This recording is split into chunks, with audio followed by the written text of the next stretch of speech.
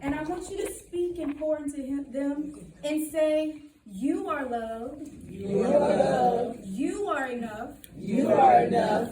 You are valued. You are valued. And you are worth healing. And you are worth And healing. just one more time, I want us to say it all together and speak that over our lives today and just say, we are loved. We are loved. We are enough. We are enough. We are valued. We are And valued. we are worth healing. And we are worth healing.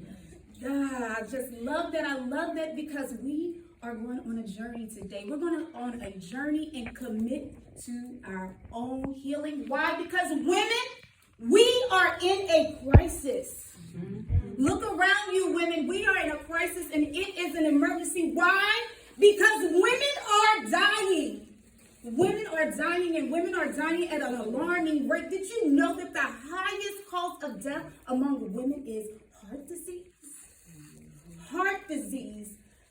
Things like high blood pressure, diabetes, high cholesterol, obesity, and on top of that, we walking around stressed out, carrying baggage that doesn't even belong to us, trauma, and our mental health isn't even stable. Today is the day that we make a commitment to ourselves and we commit to our healing because it is time that we make ourselves a priority. We're making ourselves a priority because we have forgotten our value. Think about a simple bottle of water. Starting the day at the store with that bottle of water and you buy it and it only costs 50 cents. Then you decide to go to the gym and work out and you forgot that bottle of water. So you had to buy another one.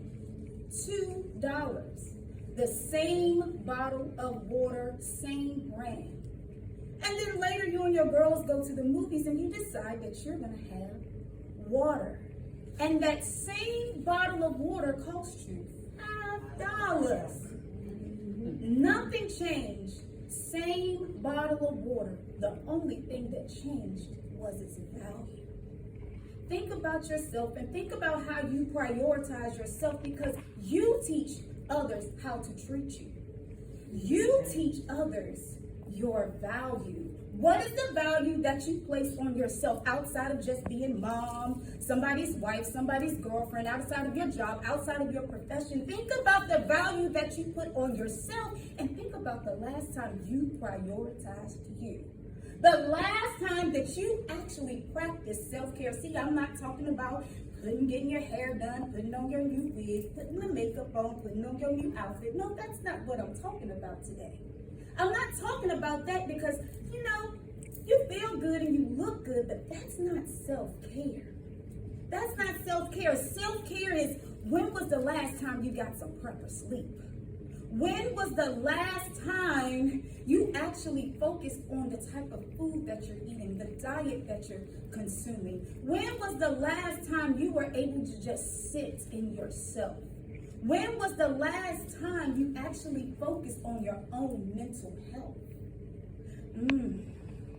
Did you know that studies are showing that your mental health and your experiences directly correlate with the type of diseases that we're manifesting in our bodies? That's serious.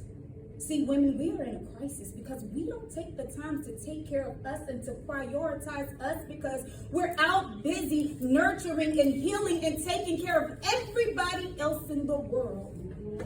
So I want to tell you a story. I want to tell you a story about a journey that I took myself. See, one day I was on my computer and I saw an ad. I saw an ad for a Muddy Princess run. And I decided, I'm going to do that. I'm going to sign up for this run. I signed up for it, and I did not prepare. I did not prep. I ain't going nobody's running. I ain't going treadmilling. I ain't do anything. I just signed up for the race. I asked some people, you want to do this with me? You want to come to the race with me? It's a mud run. I'm going to do it. And people have their excuses. We don't do that. We ain't messing up our hair. Or, no, girl, you got that.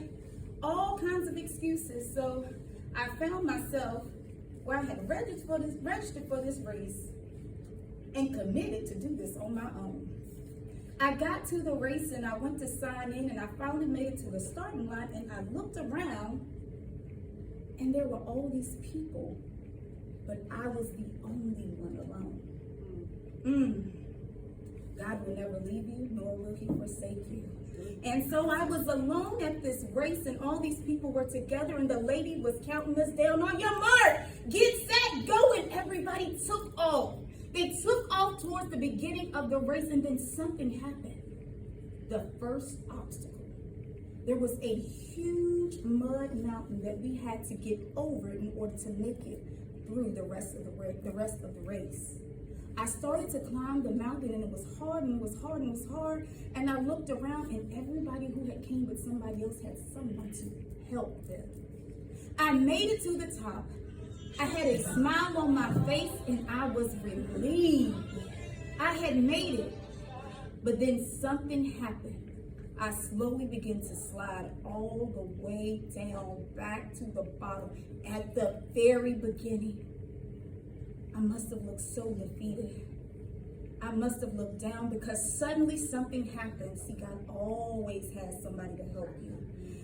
Suddenly I saw somebody reaching a hand to grab mine and someone from behind me started to push me. Sometimes when you're going through stuff and you make a commitment to yourself, you can't take everybody with you. Some people got to be left behind. Some people got to be blocked out on your journey. And those who are supposed to be there when you need them will be there. And in that moment, I had that help and I gained some confidence in myself and I began to fight. I started running. I was excited because I had the help that I needed in the moment that I needed. And finally, I made it to the end of the race. I finished. I was so excited that I made it to the finish line. And then I realized to myself that this wasn't just about the race. This was about me, because that day when I was at that race, I was at 248 pounds. And I was like, if I can make it through this and I can commit to this, why can't I commit to my own healing and my own self journey to take care of me? So in that moment, I started to work on me. And see, when you're working on your own healing and you're trying to get to the finish line, it's not all about just the physical and the outside, because transformation starts here. Your commitment to yourself starts here. Motivation without inspiration is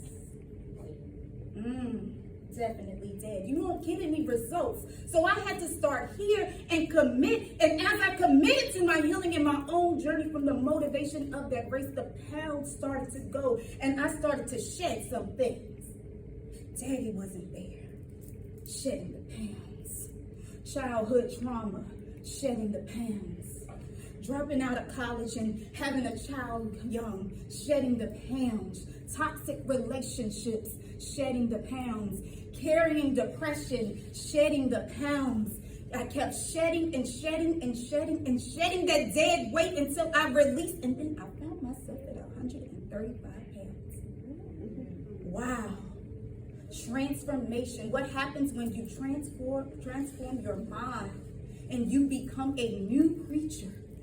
That commitment to your health, that commitment to yourself, making yourself a priority and choosing to put yourself first and putting your own value on yourself.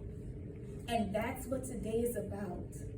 Today, I want each and every one of you in the room to make a commitment to prioritize you, to prioritize your self-care, and to put your own value on yourself and stop letting others on the outside of you tell you what you are.